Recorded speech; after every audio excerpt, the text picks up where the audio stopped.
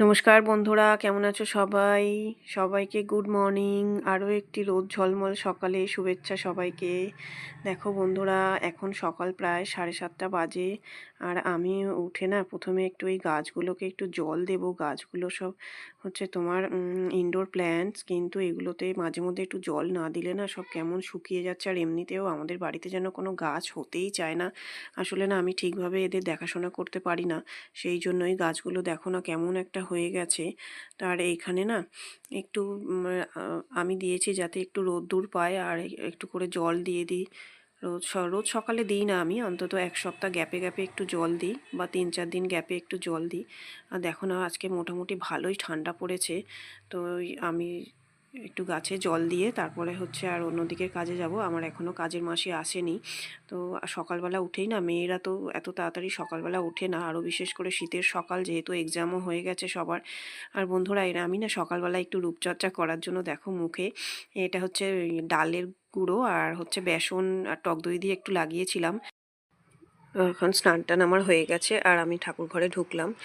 তো প্রথমে আমার তো ঠাকুর ঘরে গোপাল আছে, গোপালকে তো উঠিয়ে আমি স্নান টান করিয়ে গোপালকে ব্রেকফাস্ট দিই। তারপর আমি পুজোটা করে নিই। আর গোপালের খাবারটা না, আমি দুপুরের খাবারটা যেহেতু তো আমি আর একবারই স্নান করি, তো সেই জন্য আমি দুপুরবেলা আর ঠাকুর ঘরে আসি না। আমি গোপালের খাবারটা না আমি ঢেকে রেখে দিয়ে যাই, আর গপুকে বলে যাই যে গপু তুমি একটু মানিয়ে নিও, তোমার সময় মতো তুমি খেয়ে নিও। তো গপুকে আজকে স্নান করালাম। স্নান করিয়ে আমার খুব ইচ্ছে হচ্ছিলো যে গপুকে একটু আজকে যে ব্রেকফাস্টে না একটু, রোজ তো বিস্কিট শুধু বিস্কিটই দেওয়া হয়, আজকে একটু অন্যরকম কিছু দেবো। তো সেই জন্য না বন্ধুরা, আমি গপুর জন্য একটু দুধে রেখেছিলাম। যদিও মাদার ডেয়ারি দুধ, জানি না হয়তো দিতে নেই, কি জানি। আমি একটু মানে যখনই সকালবেলা দুধটা নিয়েছি, তো আমি একেবারে ঠাকুর ঘরেই রেখে গেছিলাম যে আজকে আগে গপুকে একটু দেবো, তারপরে হচ্ছে নিচে নিয়ে যাব। তো আমার দেখো বন্ধুরা, গপুকে তো স্নান করানো হয়ে গেছে, আর গপু শীতের ড্রেসও পরে নিয়েছে। তো এখন গপুকে এখানে বসিয়ে গপুকে ব্রেকফাস্ট করিয়ে তারপরে সব ঠাকুরের পুজো দিয়ে আর নিচে নেমে যাব। তো আজকে গপুর ব্রেকফাস্টে দুধ বিস্কিট ছিল। আর এটা এবারে নিচে গিয়ে তো আমার একটা যুদ্ধ আছে, দুজনেই স্কুলে যাবে, তারপর হচ্ছে তোমাদের দাদার জন্য একটু টিফিন করব। তো আমি এখন আর ঠাকুর ঘরে বেশি সময় দিতে পারি না, সকালে ঠাকুর ঘরে উঠলেই যেন যত তাড়া থাকে। তো বন্ধুরা, সরি, দুজন স্কুলে যাবে না, আমার তো ছোটো মেয়ের তো এক্সাম শেষ হয়ে গেছে, একজনই বড়টাই স্কুলে যাবে। তো ও এখন দেখো না ছাদে এসছে, ওকে আমি একটু মানে হোমওয়ার্ক দিয়েছিলাম, ও বসে বসে করছে। ও ও হচ্ছে ছাদে রোদ্দুরের মধ্যে মানে ভীষণ মজা, সে হোমওয়ার্ক করতে চলে এসছে। আর এটা না বন্ধুরা, সন্ধেবেলায় আমার না বসার ঘরটা এত নোংরা, মানে সামনেটা এমন হয়েছে, মানে একটু ঝুল হয়েছে। আর তোমাদের দাদা না মানে ও একটু মানে পরিষ্কার পরিচ্ছন্ন থাকাটাই ভীষণ পছন্দ করে। ও আমায় তো মানে রোজই একবার করে বলছে যে প্রচণ্ড ঝুল হয়েছে, আর সামনেটা বসার জায়গাটা সবাই মানে নোংরা হয়ে আছে, দেখো ওইটা একটু পরিষ্কার করো।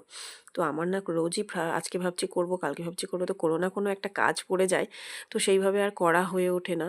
তো সেই জন্য না আজকে সন্ধ্যাবেলা ভাবলাম আজকে সেরকম একটা কাজ নেই বলতে আমার মনে হয় বড়ো মেয়ে পড়তে গেছে, আর ছোটো মেয়েকে একটু কাজ দিয়েছি, ও বসে বসে করছে। আর আমি ওই জন্য ভাবলাম যে না আজকে না মানে রোজই ভাবছি করব কিন্তু করা হচ্ছে না, তো সেই জন্য আজকেই ভাবলাম একটু করে নিই।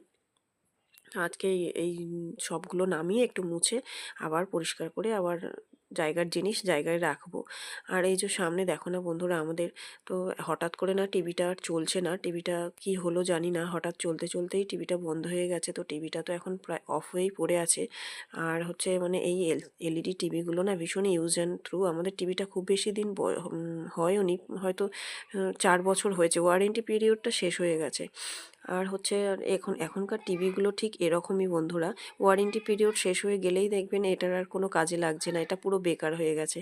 তো তোমাদের দাদা তো খুবই করছে যে আর একটা টিভি নিয়ে আসি, কিন্তু আমি না ওকে একটু করছি, মানে রেখেছি চাপে, যে দরকার নেই এখন, ছেড়ে দাও, টিভি আনলেই সারাক্ষণ টিভি নিয়ে বসে থাকবে। তবে যদিও টিভিটা না নিয়েও আমার কোনো লাভ হচ্ছে না, কারণ হচ্ছে ওর যেহেতু টিভিটা অফ আছে বলে না, আমার ছোটোটা তো যে আর এখনও বেশ অনেক দিনই ওর ছুটি থাকবে, যেহেতু ওদের অ্যানুয়াল এক্সাম হয়ে গেছে, ওদের তো ওয়েস্ট বেঙ্গল বোর্ড, আর বড়টার হচ্ছে আইসিএসসি বোর্ড, তো ওদের এখনও হয়নি, কিন্তু ছোটো মেয়ের হয়ে গেছে।